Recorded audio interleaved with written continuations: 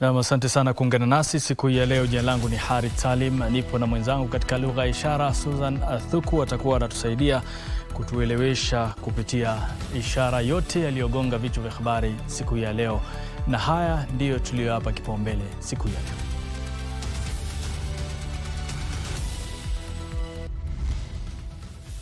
Walimu na wasimamizi wa mtihani waonywa dhidi ya kushirikiana na wanafunzi wanaojaribu kutekeleza udanganyifu katika KCSE. Aliyekuwa gavana wa Migori Okoth bado adai wauaji wa aliyekuwa mpenziwe Sharon Otieno bado hawajakamatwa.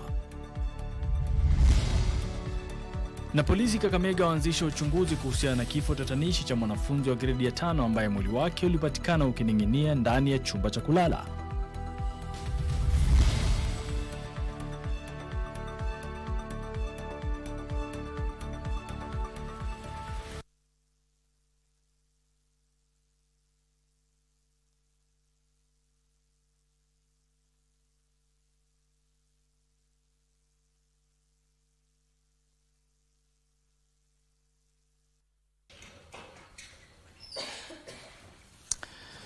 Na asante sana kujiunga nasi, na tunaanza na kauli ya siku ambayo bila shaka ni methali ambayo tungependa kushirikiana nawe kujua maana yake. Unasema kwamba mtu hafi tu ila kwa mzishi wake. Mtu hafi tu ila kwa mzishi wake. Basi hiyo ndio methali ya siku, na bila shaka tutakuja kuichambua kabla ya kumaliza taarifa zetu za habari. Moja kwa moja kwa yaliyogonga vichwa vya habari siku ya leo. Na majaribio 11 ya udanganyifu yameripotiwa kote nchini katika mtihani unaoendelea wa kidato cha 4. Katibu katika Wizara ya Elimu Dr. Belio Kipsang, hata hivyo, amesema uadilifu wa mtihani bado hujaathirika kwa kiasi kikubwa, huku visa vichache vya utovu wa nidhamu vikiripotiwa. Wakati huo vyama vya walimu NAT na KUPPET vimekashifu visa vilivyoripotiwa vya majaribio ya udanganyifu wa mtihani, vikisema wahusika lazima wachukuliwe hatua kwa mujibu wa sheria. Huku watahiniwa wakikamilisha wiki ya kwanza ya mtihani wa KCSE leo, Wizara ya Elimu inaelezea kuridhishwa na hatua zilizowekwa ili kulinda hadhi ya mtihani huo. Akizungumza katika kaunti ndogo ya Kikuyu aliposhuhudia usambazaji wa makaratasi ya mtihani huo, katibu katika Wizara ya Elimu Dr. Belio Kipsang alisema kuwa ingawa visa 11 vya majaribio ya kufanya udanganyifu wa mtihani huo kupitia rununu viligunduliwa katika vituo kadhaa, mtihani huo unaendelea vyema. We have run quite a good exam so far in quite a number of the number of incidences of attempted sneaking of telephones is very minimal compared to any other year. Katibu Kipsang aliwaonya walimu wakuu na walimu dhidi ya kujihusisha na shughuli ambazo zinaweza kutatiza mtihani huo katika shule zao, akisema inahujumu bidii ya wanafunzi masomoni. You are already a principal, you are already running a school. I don't know what else you would want to risk your career to an extent that you do some of these things. You know, I was telling some people yesterday, you are being suicidal. Kwingineko, vyama vya walimu NAT na KUPPET vimeshtumu visa vilivyoripotiwa vya majaribio ya udanganyifu katika mtihani, vikisema vinahujumu viwango vya elimu nchini. Wizi wa mitihani tunaona ipo katika maeneo mengine ambayo si Busia County. Na mimi ninataka kusema kwamba heko kwa kazi mzuri kwa walimu wa Busia County, kwa ile kazi ambao wanajua kwamba sisi tunataka alama zile ambazo ni haki, alama ambazo hazina ukora. Let us guard against wizi wa mitihani. Iwapo ene cartel anakukujia amekutumia fake papers, can you report to the nearest police station? Joseph Wahungu, Darubini. Na kituo cha kitaifa cha utafiti wa uhalifu kimeanzisha uchunguzi kuhusu ongezeko la visa vya mauaji ya wanawake humu nchini.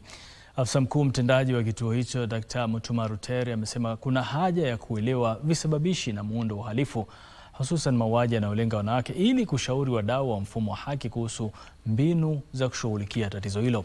Kituo hicho kitachunguza kwa makini hali hii ya kuogofya kabla ya kutoa ripoti kamili hivi karibuni. Ben Chumba na taarifa kamili. Maafisa husika wameongeza juhudi za kushughulikia tatizo la ongezeko la visa vya uhalifu, hasa mauaji yanayolenga wanawake. Wakati wa uzinduzi wa mkakati wa kituo cha kitaifa cha utafiti kuhusu uhalifu wakati ya mwaka 2023 na mwaka 2027, Dr. Mutua Rutere ambaye ni afisa mkuu mtendaji wa kituo hicho alifichua kwamba kituo hicho kinafanya utafiti kuhusu ongezeko la visa vya uhalifu na haswa mauaji ya watu wa jinsia ya kike. The National Crime Research Center is actually in the process of studying that crime surge, those reports of those crime surge, to understand the causes, the patterns. So we are looking at the data, we are looking at the context within which those crimes are taking place, so as to get a better understanding of what is actually might be behind the surge in those crimes. Takwimu za hivi punde zinaashiria kwamba wanawake wapatao 97 wameuawa katika kipindi cha miezi mitatu iliyopita, na hivyo kulazimu hatua za haraka kuchukuliwa na vyombo vya usalama na wananchi. Visa vingi vya mauaji vimekuwa vikifanyika katika mazingira ya kawaida, huku wanawake wakiuawa na watu wanaowafahamu, baadhi yao wakiwa wanafamilia au wapenzi wao. We would like to understand, for instance, whether it is similar individuals or particular individuals who are carrying out those homicides, or whether it is similar patterns, whether they are copycats in terms of the perpetrators of that. We'd also like to understand whether there are specific circumstances that are similar to the context or the characteristics of the victims. Kituo hicho kinakusanya data kuhusu mitindo ya uhalifu, huku ripoti kamili ikitarajiwa kutolewa hivi karibuni. Ripoti hiyo inatarajiwa kusaidia katika maamuzi kuhusu sera na ushauri kwa wahusika wakuu katika mfumo wa utekelezaji haki na kuangazia changamoto za kiusalama zinazoibuka. It's also very important to look in the long to take a long span to also understand within in the last several years, have we seen similar patterns? Remember, crime is as old as human beings, and almost nothing is new. What is happening now probably is something that has happened before, and we want to understand the patterns and why. Takwimu hizo zinajiri baada ya huduma ya kitaifa ya polisi na Rais William Ruto kuelezea kufadhaishwa na ongezeko la visa hivyo vya mauaji, huku rais akitoa wito kwa taasisi za usalama kuchukua hatua za dharura kukomesha uhalifu huo. Ben Chumba, Darubini Wikendi. Na mashujaa waliotuzwa wakati wa sherehe za sikukuu ya mashujaa mwezi uliopita wamedhamiria kushirikiana na taasisi za serikali ili kuleta mageuzi katika jamii. Dr. Hussein Mohamed, mtaalamu wa magonjwa ya akili aliyetambuliwa kutokana na mchango wake katika utafiti na matibabu ya maradhi ya figo, amejitolea kuendelea kutoa huduma za upasuaji bila malipo kwa wagonjwa walio na ugonjwa huo katika hospitali za umma kote nchini. Wakati wa sherehe za mwaka huu za sikukuu ya mashujaa zilizoandaliwa katika kaunti ya Kwale, Rais Dr. William Ruto aliwatuza mashujaa 142 katika vitengo mbalimbali kutokana na michango yao ya kuigwa katika ujenzi wa taifa. Na leo asubuhi mashujaa waliotambuliwa walikutana na maafisa wa Baraza la Kitaifa la Mashujaa linaloongozwa na afisa mkuu mtendaji Charles Wambia. Miongoni mwa wale waliohudhuria mkutano huo ni mtaalamu wa matatizo ya figo Dr. Hussein Mohamed, ambaye alitambuliwa kutokana na mchango wake katika utafiti na matibabu ya maradhi ya figo. Partner with the National Heroes Council and the association once when it is formed, and see how we can take our services as nephrologists, because as I said that we have an umbrella body called the Kenya Renal Association, who are always willing to work with the government and with the NGOs. And we take ourselves together with the National Heroes Council to the villages, to these counties whereby there are no nephrologists available. That is a testimony of what you've seen today, the diversity, the rich diversity that Kenya has. And that is what the hero is trying to say, that let us come together, celebrate our diversity and take our nation forward. Aliahidi kuendelea kutoa huduma za upasuaji bila malipo kwa wagonjwa walio na matatizo hayo katika taasisi za afya za serikali kama sehemu ya kupiga jeki juhudi za kuboresha huduma za afya. Dr. Mohamed alielezea wasiwasi kuhusu ongezeko la wagonjwa wanaohitaji huduma za upandikizaji wa figo. And we can hold a free kidney transplant camp where we can offer free kidney transplant surgeries to our fellow Kenyans. Our mind is to reach out to other countries and see what is the possible collaboration and partnership opportunities that are available so that we can work together with the national heroes so that we can make a difference. Matamshi yake yaliungwa mkono na washujaa wengine waliotambuliwa kwa mchango wao wa kutetea haki za kibinadamu na uhisani. United with the National Heroes Council, I think we will be able to reach out even more, even further, and help as much as we can. I feel privileged, I feel celebrated right now, but I feel also motivated to do more and at least empower the others to do more. Wambi alipongeza kundi hilo akisema umechangia pakubwa ujenzi wa taifa hili. It has been the policy of government that all strategic plan be reviewed to align with the better, which is the Kenya Kwanza government policy. Aidha alitoa changamoto kwao kuongeza juhudi maradufu ili kuwafikia mabadiliko yafaao katika jamii. We must bring Kenya together using our heroes. If we have recognized them as heroes, they have a power within society. They have a power to the people they reach out. Why must I go starting a new power when I know I have this mass of heroes with me? Naam, kwa sasa tunakwenda mapumzikoni, ila bado tunao yapo mengi ambayo tumekuandalia, tutarejea nayo hivi punde.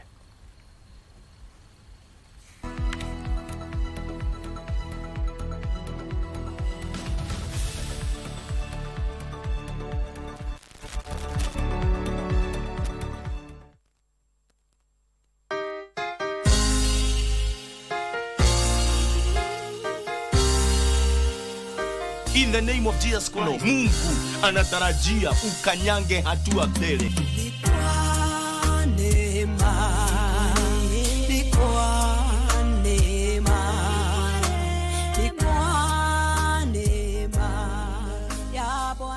Wengine wametawaliwa na uchawi, wakati wao umefika. Wewe umenitazama siku ya leo. Neema na kibali cha Bwana kikawe juu ya maisha yako.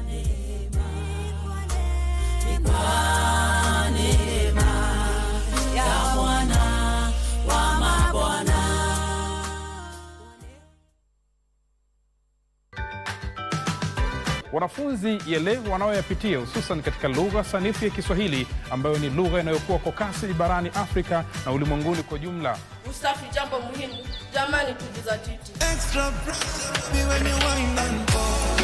Je, ufisadi umechangia kudorora kwa uchumi wa mataifa mengi ulimwenguni? Wanafunzi wengi kwenda kutafuta masomo, kwa mfano ughaibuni, na wanapomaliza masomo yao huko pia wanapata kazi au ajira, na wanapopata ajira hizo wanajenga mataifa yale, ila si haya. Kupitia ufisadi watu wengi wanachukua rasilimali ya wananchi na kujiwekea wao wenyewe. Onyesha namna wahusika wanavyobembea maishani mwao. Ndoa ya Bunju na Neema, pale ambapo licha ya kuwa wote wawili wanafanya kazi, tuwapata ya kuwa pato lile ambalo wanalipata halitoshi.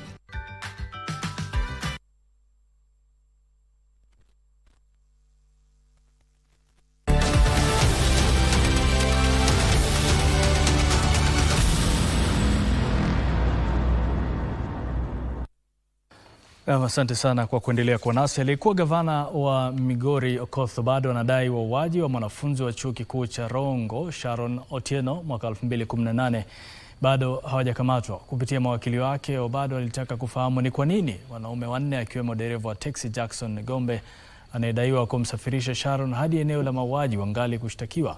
Kama anavyoripoti Ruth Wamboi, Obado na washtakiwa wenza Michael Oyamo na Caspar Lobiero watafahamishwa iwapo wana kesi ya kujibu kuhusu mauaji hayo ya kikatili mwezi Januari mwakani.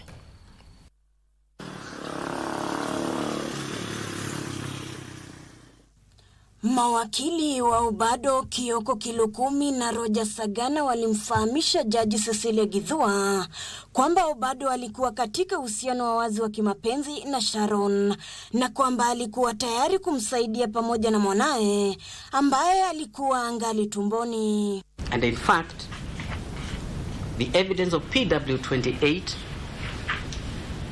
Lawrence Obonyo, PW28, was that the first accused took told PW9 to go ahead and publish that story.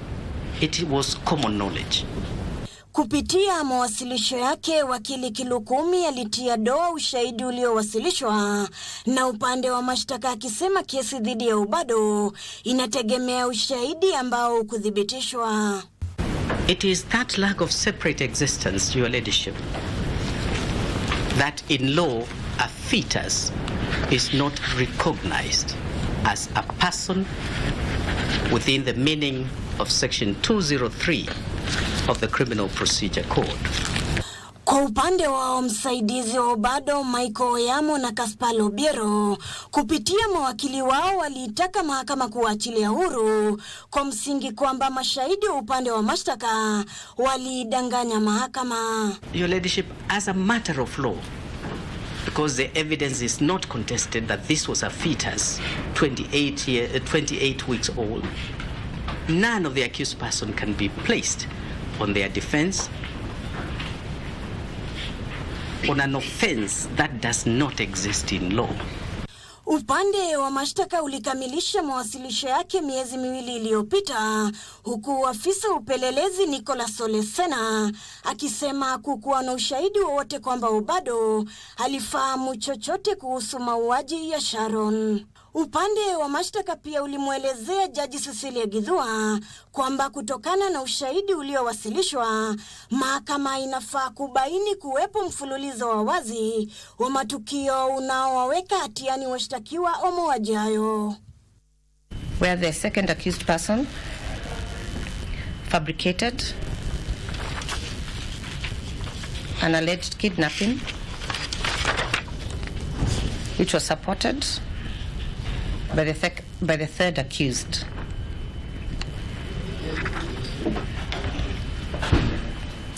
This clearly indicated an intention to cover up the death of Sharon and baby Sharon. Obado ni miongoni mwa watu watatu walioshtakiwa kwa mauaji ya Sharon mnamo Septemba mwaka 2018 katika kaunti ya Migori. Mashahidi 42 wa upande wa mashtaka walitoa ushahidi wao dhidi ya washtakiwa hao watatu. Ruth Wamboi, Darubini, Wikendi. Na serikali imehimizwa kuhakikisha masomo ya teknolojia na sayansi, uhandisi na hisabati yanafunzwa katika shule maalum za watoto walio na ulemavu, hasa wale walio na ulemavu wa kusikia, ili kuhakikisha wanajumuishwa kikamilifu katika sekta ya elimu.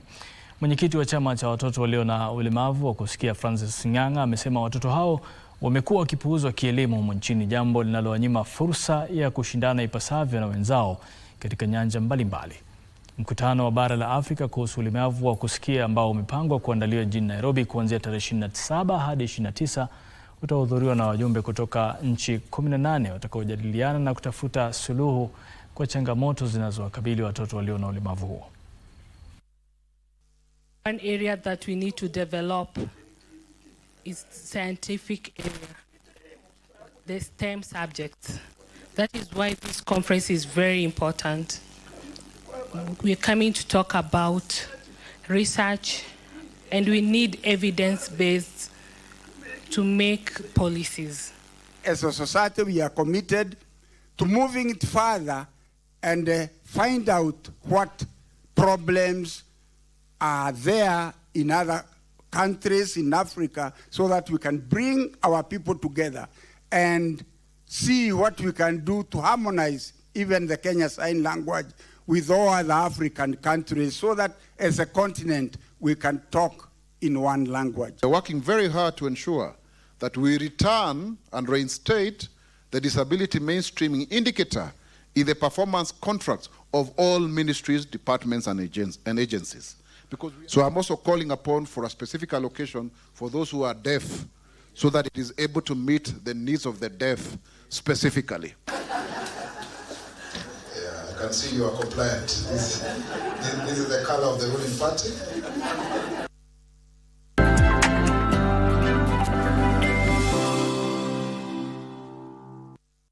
Benki ya Cooperative imeshirikiana na kampuni za maji Aqua for All na Water.org pamoja na chama cha wenye kampuni za maji na usafi katika mpango wa ufadhili wa miradi ya usambazaji maji na usafi wa kima cha shilingi nusu bilioni.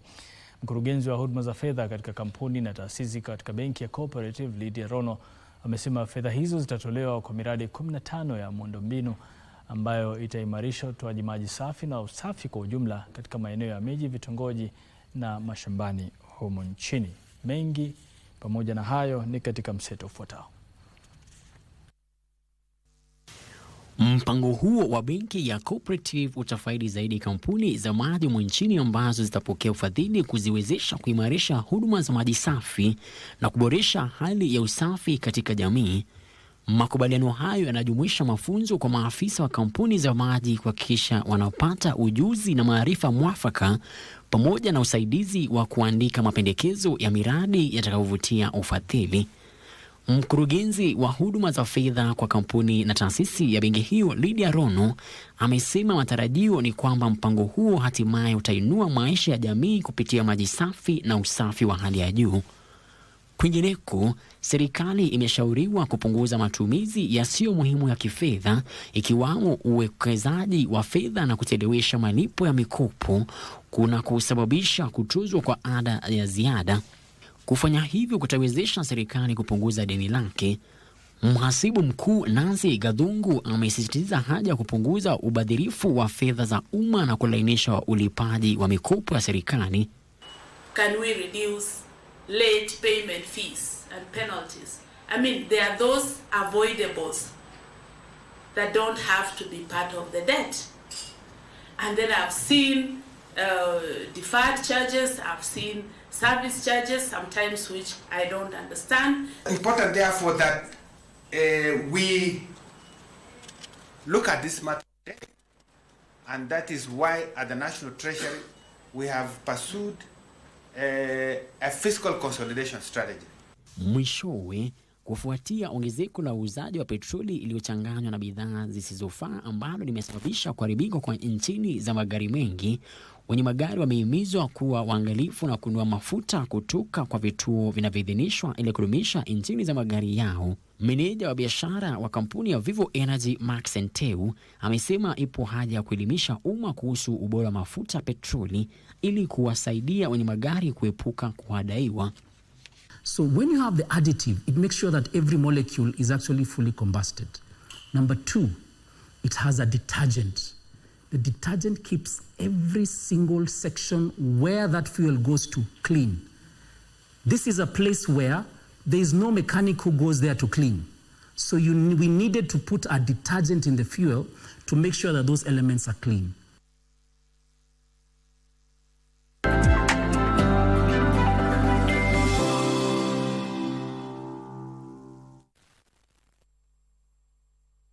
Say bye-bye to FOMO, the fear of missing out, by downloading the KBC Online app that gives you access to everything you love. Get the latest news, sports, music, entertainment news, live TV, live radio, and so much more at the palm of your hands. To get the app, simply search KBC Mobile Digital App in your Google Play or App Store and download the app. Catch what you want, anytime, anywhere. Stay connected. Stay ahead with KBC Mobile Digital App.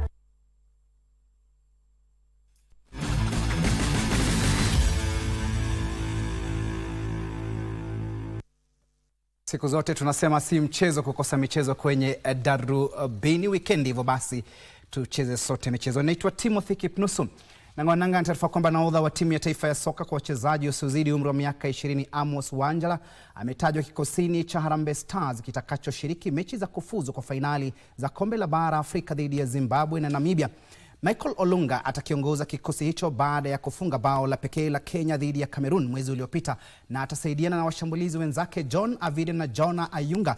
Duke Abuya ni miongoni mwa viungo wa kikosi cha Stars pamoja na Anthony Akumu, Leshan Mutian, Marvin Nabwire na Adam Wilson. Walinzi waliotajwa na Firat ni pamoja na Daniel Anyembe, Jose Akumu, Johnson Omurwa na Abud Omar. Patrick Matasi hajajumuishwa kwenye kikosi cha Firat, huku Bain Othiambo, Faruk Shikao na Ian Otieno wakiwa ndio hivyo walinda lango tu watakaosafiri. Kikosi hicho kitaondoka nchini Jumatatu kuelekea Johannesburg kuchuana na Zimbabwe Ijumaa wiki ijayo saa 1, mechi itakayopeperushwa na runinga ya KBC Channel 1, huku mechi ya pili dhidi ya Namibia ikichezwa tarehe 19 mwezi huu na itapeperushwa na runinga ya Y254 kuanzia saa 10.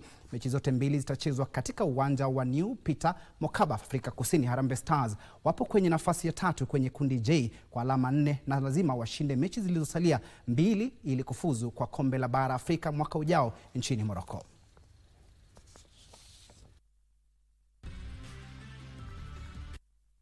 Huku haya kijiri, uchaguzi wa matawi ya shirikisho la soka humu nchini FKF uliokuwa umeratibiwa kufanyika hapo kesho umeahirishwa hadi wakati usiojulikana baada ya mahakama ya Kitui kutoa amri kusitisha uchaguzi huo. Uamuzi huo unajiri baada ya kesi kuwasilishwa mahakamani na chama cha soka cha Kenya KFA kilichodai kuwa na mamlaka halali ya kuendesha uchaguzi wa FKF, huku kesi hiyo ikitarajiwa kusikilizwa Jumanne wiki ijayo.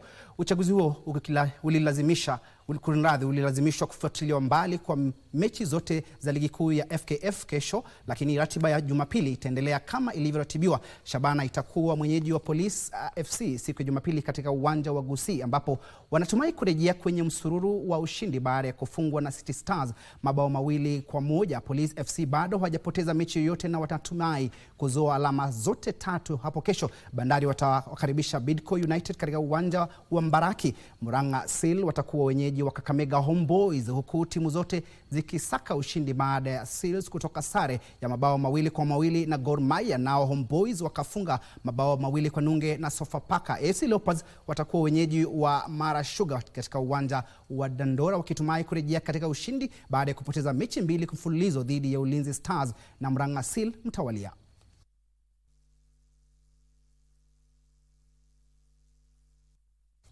Kwingineko, kocha mkuu wa timu ya taifa ya raga ya wanaume 15 kila upande Jerome Pawota leo amekitaja kikosi chake cha wachezaji 23 kitakachoshiriki mechi ya mkondo wa kwanza ya kuwania kombe la Elgon hapo kesho dhidi ya Uganda Cranes katika uwanja wa RFUEA. Kenya Lionesses pia watashuka dimbani hapo kesho katika mashindano ya bara Afrika kwa wachezaji 7 kila upande huko Accra, Ghana, ambapo watamenyana na Mauritius katika mechi ya ufunguzi.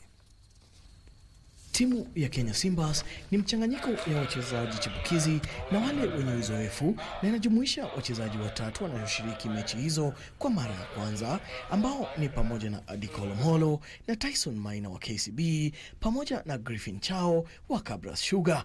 We didn't have enough time to prepare, so we just wanted to have one more week to sort of prepare properly, because guys coming off seasons, and I think it was the same with Uganda. George Nyambua atakuwa kwenye safu ya katikati akisaidiwa na Eugene Sifuna na Barry Young. Ephraim Odor, Wilhite Mususi. George Nyambua ni miongoni mwa wachezaji watakaoshikilia safu ya ulinzi pamoja na Adi Cole. The 5 days last week that we spent in Kakamega was good. The reason saying that is we did a lot of opposition work against the Kabras guys, because Kabras have a lot of players, so it was actually good to camp there.